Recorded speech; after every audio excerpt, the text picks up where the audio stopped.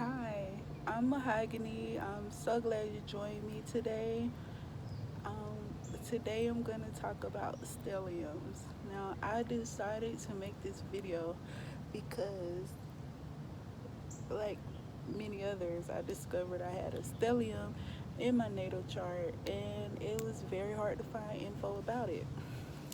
So, I just decided to bring it all together in a video, the things that I've learned about stellium and just everything I know. So first we're going to start off with what is a stellium exactly. So a stellium or a satellium is what it was previously called. Is basically a group of satellites. Now, a satellite is a star, a planet, um, but the reason why you don't want to like hyper focus on the word planet is because a stellium can include your north nodes. Um, some people include asteroids, like the larger ones, like Lilith, um, or Juno. But just for the simplicity of this explanation, we're just gonna exclude the asteroids and just focus on like main points such as your north node, south node, K2 Rahu, or um there's another one I can't think of it that sometimes people your ascendant. Now, basically what a stellium is, it's just a grouping of planets. Now, some people believe that it's 3 planets or more, and some people believe that it's 4 planets or more. Now, I tend to believe it's 4 planets or more just because Sun, Mercury, and Venus, they have a higher probability of being conjunct regardless. And almost over half half of us, probably even more than half of us, have Sun conjunct Mercury, regardless, because Sun and Mercury cannot be more than 28 degrees apart from each other. Like Mercury is almost combustible under the sun, which means that the sun can overshadow Mercury in certain charts. Like the qualities of the sun can overshadow the qualities of Mercury because it's so close. So it literally almost burns Mercury up. But we know that it doesn't actually combust. Now, also another reason is that Venus is usually no more than 2 houses before or 2 houses after the sun. So what's that, about 60 degrees total? So these are wide orbs. I'm just telling you it's a high probability that um, Sun, Mercury, and Venus can be conjunct. And don't forget about the moon because it hops all over. It can be anywhere. So, so that's why I tend to say 4 planets make a stellium because it just cuts out any of those exceptions and possibilities, and it just gives you a clear cut definition. I say 4. So no matter what's involved, it's still a stellium. Okay, so um, basically, like in a more practical sense, a stellium is a concentration of energy. So it can be a chaotic concentration or it can be like a flowing, cohesive concentration of energy. And as you grow more mature or get more knowledge about your stellium, then it will kind of push you towards having a better understanding of your stellium. So I have a stellium personally. When I was younger, I was way more reckless, but that was probably due to me not being able to channel my energies effectively. But as I grew older, you just become more focused in general. Now, that seems like something everybody does, right? But when you have a stellium, it can be way more difficult, or you might make decisions others just don't comprehend, and you may not comprehend them yourself either.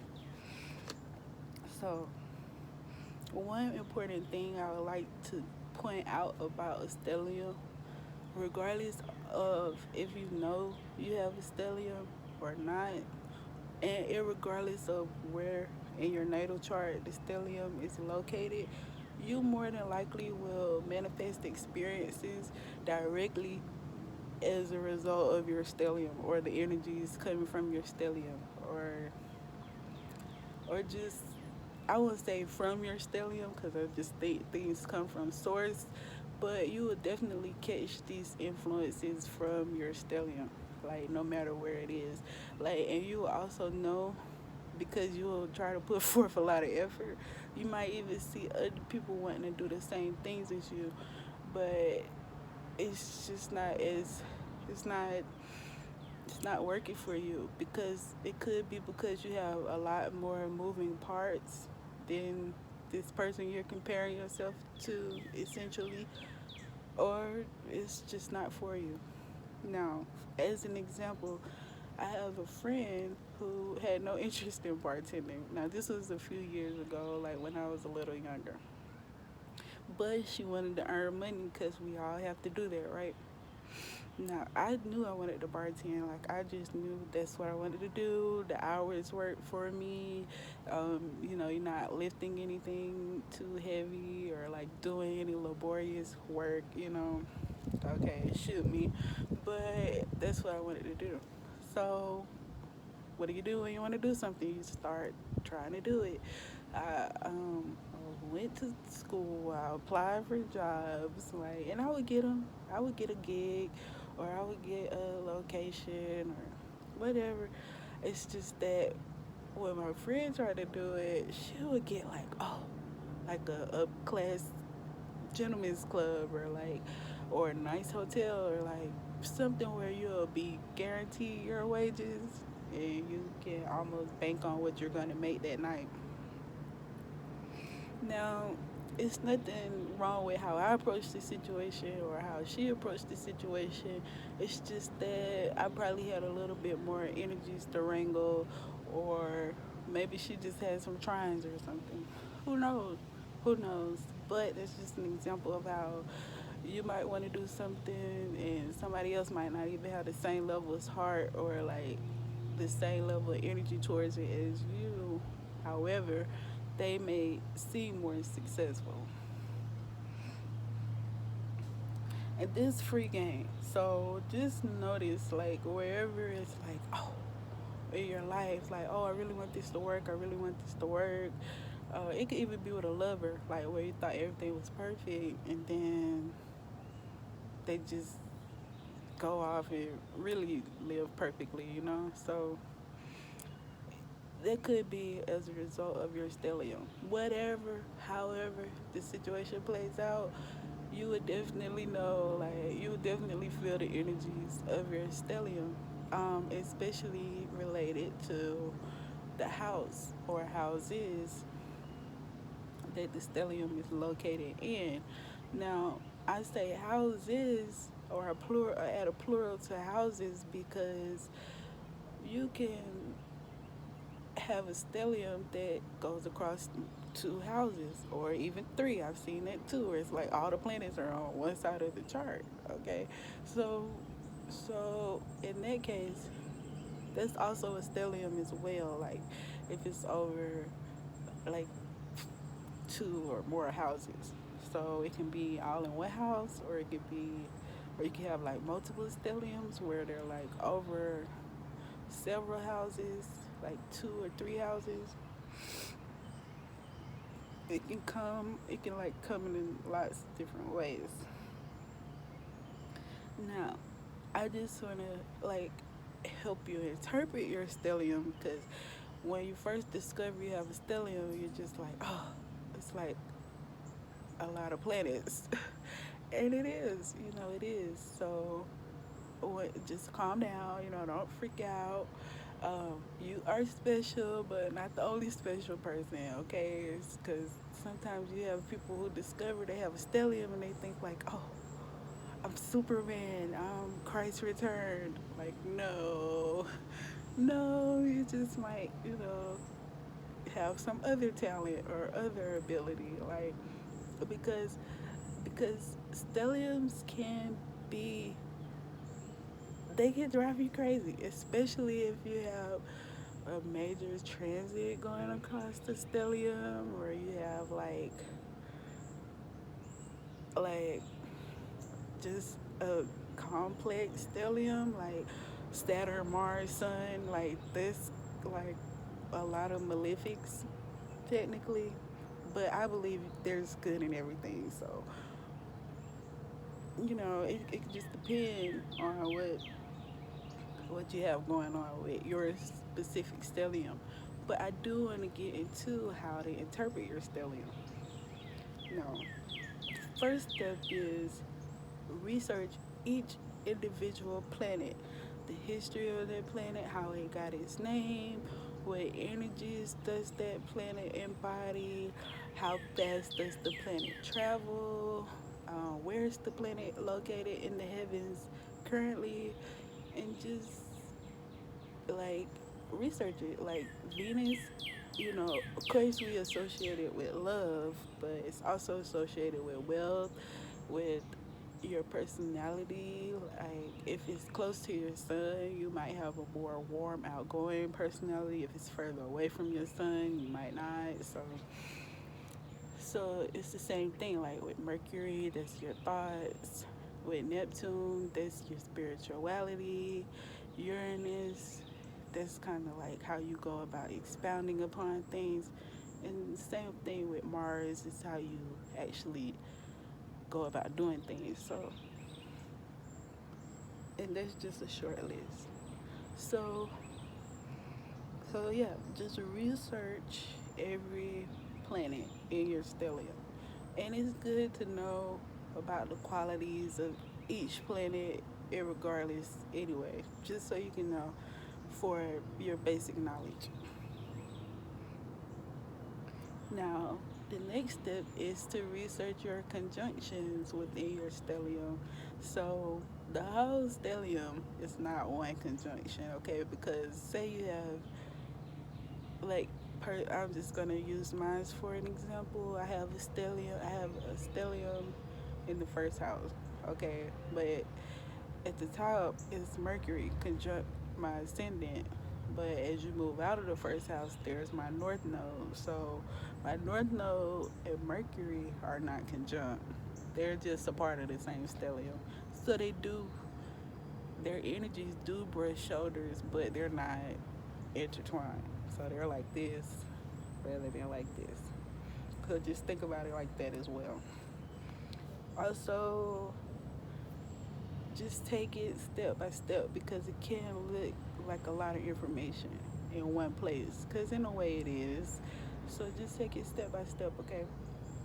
And research all your conjunctions. And also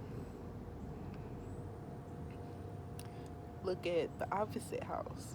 So my stellium being in my first house, I would take a look at my seventh house and see what's going on over there. Now, I'm going to come back to this later, but I have a Capricorn stellium. So, with my first house being in Capricorn, I'm going to look to my seventh house, which is Cancer. Now, as you may or may not know, Capricorn energy is very stoic, stern. It likes to follow the rules or create rules, and just likes to be disciplined in general. Excuse the AC unit, okay?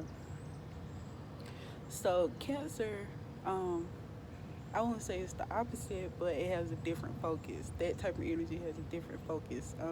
It's able to feel deeply, which Capricorn is able to do. So as well, it just may not be able to tell you that. Like it may not be able to verbalize it, but a Cancer, it may be better doing that. So that's something that I would have to take from being a Cancer and help out my stellium with. Like, okay, if I experience strong emotions, don't bottle them in, just address it and move on, you know, because sometimes as a Capricorn, You might not do that. You might just bottle it in, because Capricorns can hold a mean grudge, okay? But the detriment to holding a grudge is you punish yourself in a way. You're giving energy to something that doesn't require it. Now, I want to get back to having the Capricorn stellium later.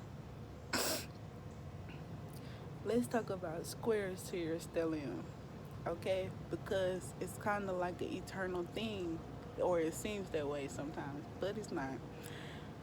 Say you have your moon square your stellium, or Jupiter or Pluto square your stellium. It's almost gonna seem like there's always something that they like. If you have a square, whatever it is, it may be a lesson for you to learn about adjusting, adaptation, um, being open minded in general, because the moon is always there, your stellium is always there. So instead of just being like, oh, I'm always getting beat up, it will just help you to be stronger. And you have to look at it like that, because with a stellium, you do have to be strong. Like, you're gonna have a lot of just influences. So you have to be mindful of what you choose to entertain and what you don't. Now, what to do in real life if you have a stellium? And I'm just reminding myself to get back to Capricorn stellium. But what to do in real life if you have a stellium? Now, in real life, in your day to day life, a stellium can, like I said, be very chaotic. Like, you might get to the point where you're like, I need a job, I need a better job, I want a boyfriend, I want a better boyfriend, I want a husband or a spouse, I want a better one. Or you might want this all at the same time. Because that could totally happen too, because all your energies in your stellium are fighting to come out. Like, they're like, they want, I want to say fighting, because sometimes they can harmonize, like, but they all want to be broadcasted. So you have to find a balance there. So if you're at church, do you twerk? No.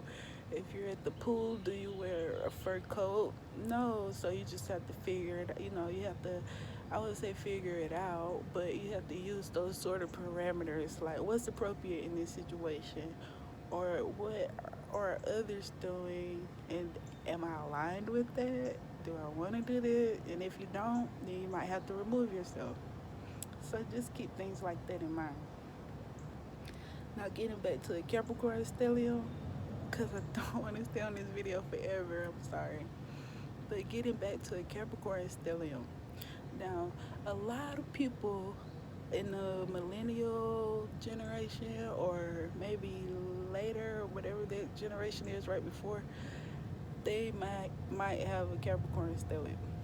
This is because Uranus and Neptune were conjunct. This is significant because this is the first time some of us have ever experienced that conjunction, because Neptune and Uranus have the potential to become conjunct once every 168 years. So there's not there's not a lot of info about that transit in general, and also, we just don't know, like, because say you were born with it, you're probably just now 30, if that, like, you're probably like 25 or in your late 20s, approaching 30, or you might be like approaching 30, 30, or 32, 31 or 32, because like I said, this conjunction was this Capricorn stellium had the potential to be in the air. I won't say it had the potential, but there were a lot of planets forming a stellium from the time of 1988 to 1992. So you have a high probability of having a Capricorn stellium because Neptune and Uranus are in Capricorn along with other things, with other planets. So the thing about having Neptune and Uranus and Capricorn is it leads to a Capricorn that people can't readily identify or that people aren't that may not fit the traditional Capricorn stereotype or description because it's not exactly a stereotype. But the thing about it is, it might be hard for the person with a Capricorn stellium that includes Neptune and Uranus because number one, I would say there's no one like you, but we just don't have any documentation of it, and also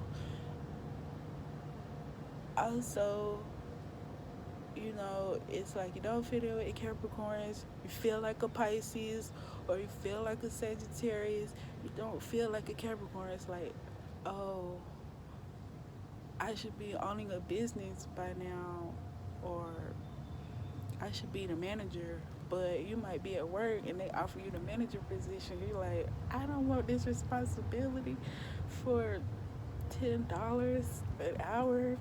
I'm good. I don't want to chase people around because you already know this is all set of frustrations. This is all set of problems, and you just don't want to do it. Like, so you might encounter that sort of Capricorn, or or or you might just have a slightly quirky or unique, or they might have like a their personality might be outgoing. It might not be as stoic. It might not be so closed off.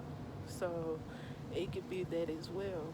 Or or like myself, I'm totally like I'm very spiritual. Like I'm not really I understand the value of money. We need it to live.